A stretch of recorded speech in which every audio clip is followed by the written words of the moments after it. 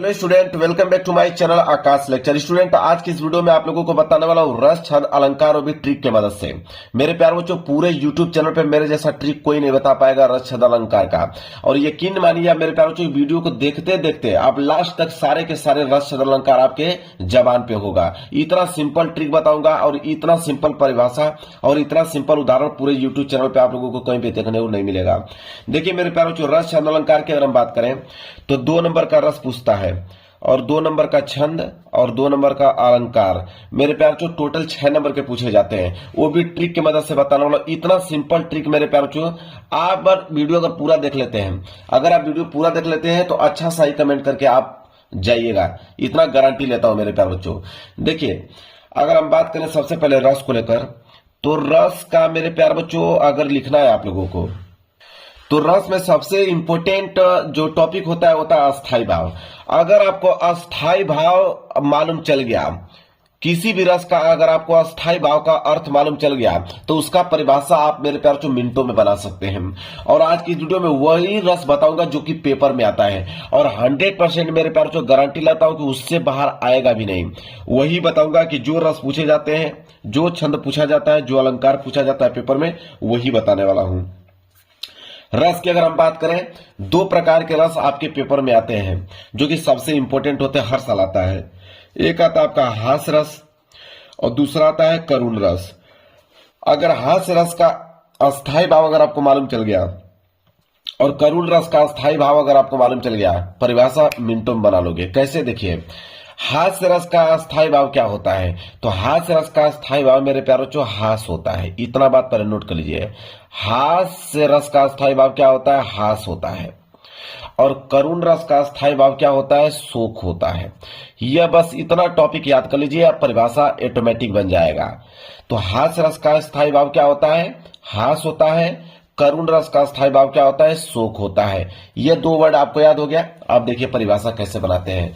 अब यहां पे हास्य रस आ गया, अब हास्य रस आ जाएगा तो इसका परिभाषा कैसे लिखोगे? देखिए, अब मेरे प्यार बच्चों लिखोगे कि हास्य रस का अस्थाई भाव हास होता है। पहला लाइन तो यही बनेगा, हास्य रस का अस्थाई भाव हास होता है, यहीं से पहला लाइन बन जाएगा परिभाषा का। देखिए कितना सिंपल है कि हास्य रस का अस्थाई भाव हास होता है जब हास नामक अस्थाई भाव, जब हास नामक अस्थाई भाव किससे?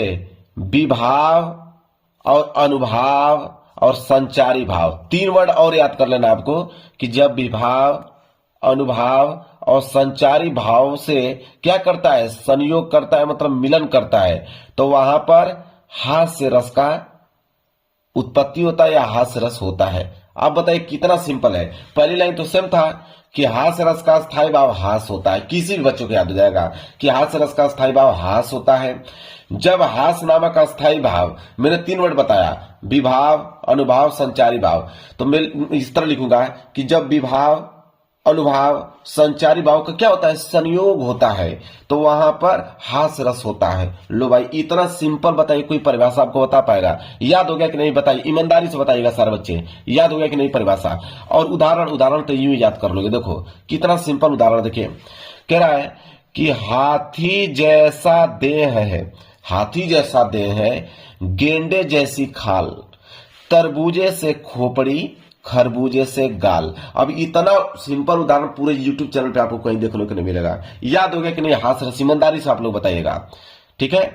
कि हास रस का स्थायी भाव हास होता है जब हास नामक स्थायी भाव विभाव, अनुभाव, संचारी भाव से क्या करता है? संयोग करता है, मिलन करता है, तो वहां पर हास रस का होता है, मतलब हास रस की उत्पत्ति होती है या हास रस होता है।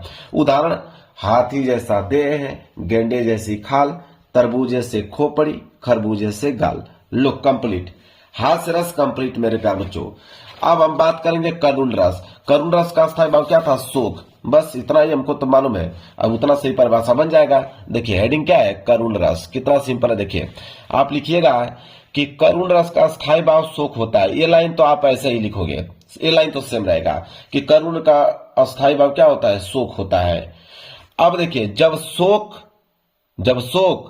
अस्थाई भाव, जब शोक अस्थाई भाव किससे? विभाव, अनुभाव, संचारी भाव से क्या करता है? संयोग करता है, तो वहां पर करुण रस होता है। कितना सिंपल है। वहां पे क्या होता था कि हास नामक अस्थाई भाव विभाव, अनुभाव और संचारी भाव से संयोग करता था, और यहाँ पे शोक नामक अस्थाई भाव विभाव, अनुभाव, संचारी भाव से संयोग करेगा तो कनु रस का उत्पत्ति होगा या कनु रस होगा। कितना सिंपल, याद हो गया कि नहीं कि कनु रस का अस्थाई भाव क्या होता है, शोक होता है। जब शोक अस्थाई भाव किससे, विभाव से, अनुभाव से और संचारी भाव से संयोग करता है तो वहां पर कनु रस होता है। इतना सिंपल उदाहरण बताऊंगा कि आप तुरंत याद कर पाओगे। उदाहरण देख लो कितना सिंपल है कि हे खग मृग हे मधुकर श्रेणी तुम देखी सीता मृग नयनी। अब बताइए कितना सिंपल उदाहरण मैंने बता दिया, तुरंत याद हो गया। ईमानदारी से कमेंट करके बताइए कि कनु रस याद हो गया कि नहीं आप लोगों को, कि हे खग मृग हे मधुकर श्रेणी तुम देखी सीता मृग नयनी। तो कनु रस का परिभाषा उदाहरण दोनों याद हो गया। कनु रस का परिभाषा क्या है कि कनु रस का स्थायी भाव शोक होता है। जब शोक अस्थाई भाव विभाव, अनुभाव, संचारी भाव से संयोग करता है तो वहां पर कणु रस होता है। लो कंप्लीट मेरे प्यारे बच्चों, इतना सिंपल उदाहरण कोई नहीं बता पाएगा। अब रस का काम खत्म। दो ही रस पूछा जाता है, या तो आपसे हास रस पूछ ले या तो कणु रस पूछ ले। इसके बाद अलंकार की बारी आ गया। देखिए अब अलंकार, अलंकार भी इतना सिंपल बताऊंगा ना मेरे प्यारे बच्चों, इतना सिंपल कि तुरंत याद हो जाएगा। देखिए पहला हम बात करेंगे अनुप्रास अलंकार, जो सबसे इंपॉर्टेंट है, तो है जो पेपर में पूछा जाता है। अनुप्रास अलंकार कितना है, बहुत सिंपल है मेरे पास, इतना सिंपल परिभाषा आज तक आप लोगों को कोई नहीं बताया होगा। अनुप्रास अलंकार, वर्ण बार बार आए, लो भाई खत्म, वर्ण बार बार आए तो वहां पर अनुप्रास अलंकार होता है। बस इतना ही परिभाषा खत्म। वर्ण बार बार आए तो वहां अनुप्रास अलंकार होता है। उदाहरण देख लो, कह रहा है कि तरनी तनुजा तट तमाल तरुअर बहु छाए। अब देखिए त से तरनी, तट से तनुजा, तट तमाल तरुअर बहु छाए। देखिए अब त तक कितना लास्ट बार बार आ रहा है मेरे प्यारे बच्चों। तो वर्ण मतलब त त त त त, लो भाई याद हो गया। वर्ण बार बार आए वहां अनुप्रास अलंकार होता है। तरनी तनुजा तट तमाल तरुअर बहु छाए। इतना सिंपल उदाहरण कोई बताएगा आपको, याद हो गया कि नहीं बताइए, ईमानदारी से कमेंट करके बताना याद है कि नहीं। चलिए आइए यमक अलंकार पे आ जाइए। देखिए यमक अलंकार कितना सिंपल है। कह रहा है कि एक ही शब्द एक से अधिक बार आए, मतलब एक ही शब्द एक से अधिक बार आए वहां पर यमक अलंकार होता है। कितना सिंपल है, एक ही शब्द एक से अधिक बार आए वहां पर यमक अलंकार होता है। याद हो गया कि नहीं, एक ही शब्द एक से अधिक बार आए वहां पर यमक अलंकार होता है। और उदाहरण तो इतना सिंपल है ना कि तुरंत याद कर पाओगे। उदाहरण देख लो इसका, यमक अलंकार का उदाहरण देखो। उदाहरण है कि काली घटा का घमंड घटा। लो कंप्लीट, काली घटा का घमंड घटा। कितना सिंपल है, याद हो गया कि नहीं आप लोग, ईमानदारी से कमेंट करके बताना कि यमक अलंकार याद हो गया कि नहीं। बहुत सिंपल है मेरे प्यार बच्चों, काली घटा का घमंड घटा। अब देखिए उपमा अलंकार पूछा जाता है, जो जो पूछा जाता है वही बता रहा हूं, फालतू का कोई चीज नहीं बता रहा हूं। उपमा अलंकार देख लो क्या है। उपमा अलंकार में लिखिएगा कि वह अलंकार, बहुत सिंपल है, वह अलंकार जिसमें किसी वस्तु की समानता या तुलना किसी वस्तु से की जाती है, मतलब किसी अन्य वस्तु से की जाती है। वह अलंकार जिसमें किसी वस्तु की समानता या तुलना किसी वस्तु से की जाती है वहां उपमा अलंकार होता है। अब यहां पे मैंने दो पेन रख लिया, देखो कितना सिंपल है। अब इस रेड पेन की तुलना मैं इस ब्लैक पेन से कर रहा हूं, वहां पे उपमा अलंकार होता है। लो भाई समाप्त। अब बताइए कितना सिंपल है, रेड पेन की तुलना मैं ब्लैक पेन से कर रहा हूं, वहां पे उपमा अलंकार होगा। अब यहाँ पेन ना रखकर मैं वस्तु रख दूं कि मैं लिखूंगा यहाँ पे कि वह अलंकार जिसमें किसी वस्तु की तुलना, इसे कोई वस्तु मानता हूं, किसी वस्तु की तुलना किसी अन्य वस्तु से की जाए वहां पे उपमा अलंकार होता है। अब इतना सिंपल कोई नहीं बताएगा, बता देता हूं, याद हो गया।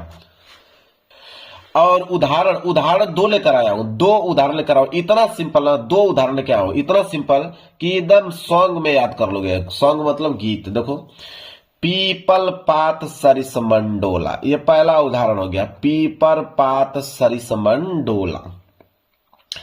फूलों सा चेहरा तेरा कलियों सी मुस्काने, ये हो गया दूसरा उदाहरण। फूलों सा चेहरा तेरा कलियों सी मुस्काने। ठीक है, मतलब फूलों का तुलना यहाँ पे चेहरे से किया गया है और कलियों की तुलना यहाँ पे मुस्कान से किया गया है। ठीक है, बात खत्म यहाँ पे। पीपर पात सरिस मंडोला, पहला उदाहरण, फूलों सा चेहरा तेरा कलियों सी मुस्कान है। याद हो गया होगा आप लोगों को, ईमानदारी से बताइएगा कमेंट करके, याद हो गया कि नहीं? बिल्कुल, उपमा अलंकार भी खत्म। अब हम बात करेंगे दोहा छंद पे आ गया, अब छंद की बारी आ गया, अलंकार भी खत्म, अब छंद पे आ जाइए।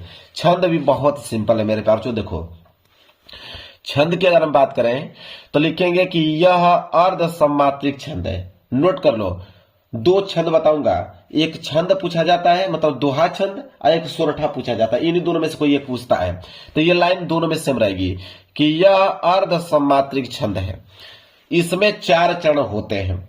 ठीक है, इसमें 4 चरण होते हैं। यह अर्ध सम्मात्रिक छंद है, इसमें 4 चरण होते हैं। याद हो गया? पहले एवं तीसरे चरण में 13-13 मात्राएं तथा दूसरे और चौथे में 11-11 मात्राएं होती हैं। अब देखिए, अभी जो 13-13 इसी से आप ट्रिक बना लोगे। देखो, पहला और यह तीसरा, इसको कहोगे पहला चरण, इसको कहोगे तीसरा चरण। तो पहले और तीसरे में कितने हो गए? 13-13, और जो बच जाएगा आपका दूसरा और चौथा, उसमें 11-11 तो होगा ही होगा। तो कितना सिंपल है, देखिए कैसे लिखोगे कि यह अर्ध सम्मात्रिक छंद है, इसमें कितने चरण होते हैं? 4 चरण होते हैं। पहले और तीसरे में 13-13, दूसरे और चौथे में 11-11 मात्राएं होती हैं। बस काम खत्म। याद हो गया कि नहीं ये बताइए कि यह अर्ध सम्मात्रिक छंद है, इसमें टोटल 4 चरण होते हैं। पहले और तीसरे में 13-13, दूसरे और चौथे में 11-11 मात्राएं होती हैं। अब उदाहरण देखिए, इतना सिंपल उदाहरण बताऊंगा ना मेरे प्यारे बच्चों, तुरंत याद हो जाएगा। तुरंत की अगर बात कर रहा हूं, देखिए, रईमन पानी राखिए बिन पानी सब सून, रईमन पानी राखिए बिन पानी सब सून, पानी गए न उबरे मोती मानुष चून। लो भाई, और देख लो, पहले और तीसरे चरण में कितने था? 13-13, और दूसरे और चौथे में कितना? 11-11। देख भी लो, 1 2 3 4, 4 2 6, 6 2 8, 2 10 और 10 3 13। इसमें 13 मात्राएं हो गया पहले में, तीसरे में भी 13 होगा। 2 2 4 1 5 2 7 1 8, 8 2 10 1 11 11 2 13, इसमें भी 13 मात्राएं। दूसरे और चौथे में 11-11। देख लीजिए, यहां पे हो जाएगा 1 2 2 2 4 2 6 2 8 2 10 1 11 11, इसमें हो गया। 2 2 4 2 6 2 8 2 10 11। लो भाई, 11 इसमें हो गया। मात्रा भी लिख के लेकर चलाया हूं ताकि आपको क्लियर हो पाए कि हाँ भाई सही है। सोरठा, देखिए सोरठा, अरे मेरे प्यार बच्चों, अगर आपको दोहा याद हो गया तो सोरठा तो ऑटोमेटिक याद हो जाएगा, क्योंकि सोरठा दोहा का उल्टा होता है। ठीक है, कितना सिंपल है कि यह अर्ध सम्मात्रिक छंद होते हैं।